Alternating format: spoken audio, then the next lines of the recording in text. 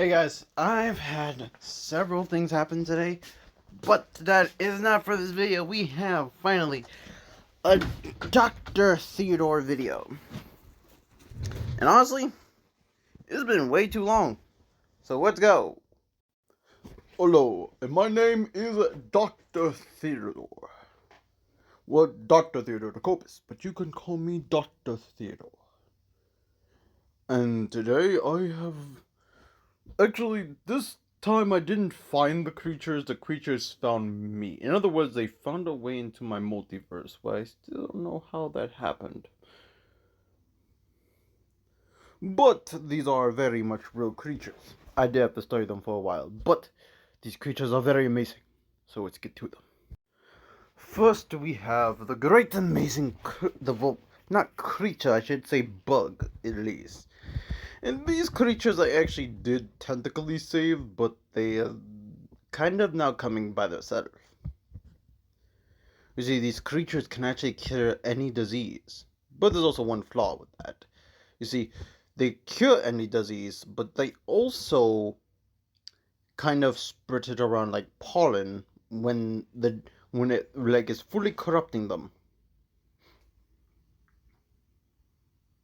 So they are very impressive, to say the least. Also, they just weasel into your skin and take it from you. And then they spread the cure around. Actually, I was there, they were about to go extinct because people found a way to engineer a type of aroma to kill all of them. And instead of scouring them for the multiverse, I saved every single last one of them by using that same aroma to take them here. So I guess that's the reason why making a giant breach like that to my multiverse may have had some catastrophic events. But it seems like the only thing that can come here is creatures. Let's just hope I don't live to regret my decision. Either way, I made fragment tree seeds from the pollen. And as I have obviously I've done it, these creatures actually eat the fruit and other things, spreading obviously all the disease they haven't cured, and especially they like to hang around people who have new diseases, taking it and going back to the hill. And spreading the cure is also curing it, so it's kind of like they're killing the mountain and then curing it. What's very cool. Also, I love it because they don't actually physically kill the animal host while they go inside. Say hello to a water spirit. Created by someone's fear, this creature lives. Actually, it goes to some people's tubs and toilets and then takes them to the Bromley Deep. This creature came here. I thought he was trouble, but he seems not to have any problems. Actually, he started crying. Well, I think it's because he was born through negative nature.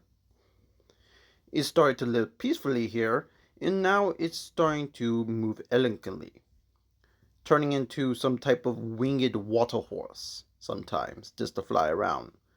But it does live in a particular pond area that it made for itself. It's the only one of its kind, obviously, so this giant body of water is just it.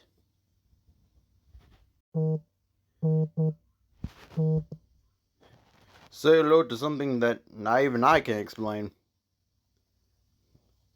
The Black Skeleton.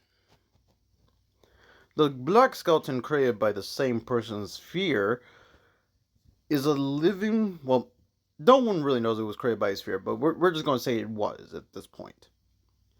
He kind of wanders around. No one really knows what it does, and honestly, I was kind of questioning bringing it here since it is a human bones, but it is semi-creature.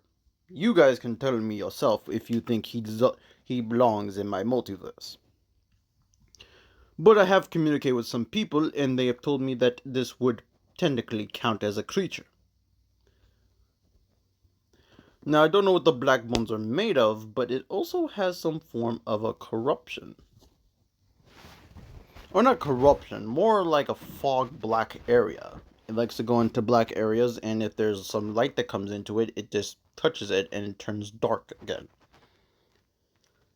It comes and goes through my multiverse. I don't really pay any mind how much I would like to sleep soundly without hearing the random tick noises or groan noises around. Ugh. Sometimes taking care of creatures is way more harder than it looks. And last but certainly not least, the ancient stone wolves. Well, shall I say, stone gargoyles. Wolf gargoyles. I'm currently trying to work a name. I'm thinking about calling them. Well, I'm thinking about just calling them wolf gargoyles. Either way, they work the same way of the same premise as regular gargoyles. They work at the same premise as regular gargoyles, only they don't really, they do have battles sometimes with each other and other things, but they also are very much fun.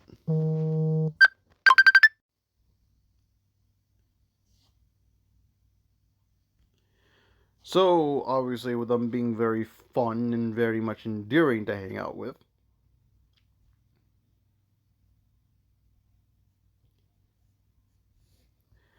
I've actually had some great fun hanging out with them. That's it, they're just fun. How much they do go to a soul and spirit form. That is really cool. The orb that hangs around their head is actually what changes it. When it turns to stone, they actually carry it around their body when they go into their spirit form. And when they go into their stone form, they are able to walk around freely as a protective.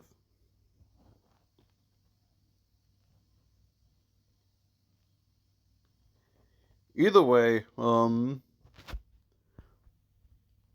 yeah, I think that's all their abilities so far. They do freeze at the sunset, so they do actually be frozen in when sun hits.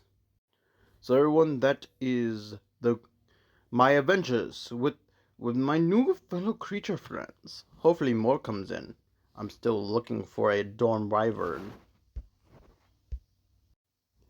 I'm still looking for a Dawn Wyvern still. But maybe one day I'll find it. Hi guys, I don't know if you guys can still hear me or hear that entire dialogue. I really hope you did. But yeah, someone's like calling me and spam calling me on every single platform, so I gotta go. So yeah, I hope you guys really enjoyed the story, and see you guys later. Crimson Thunder out.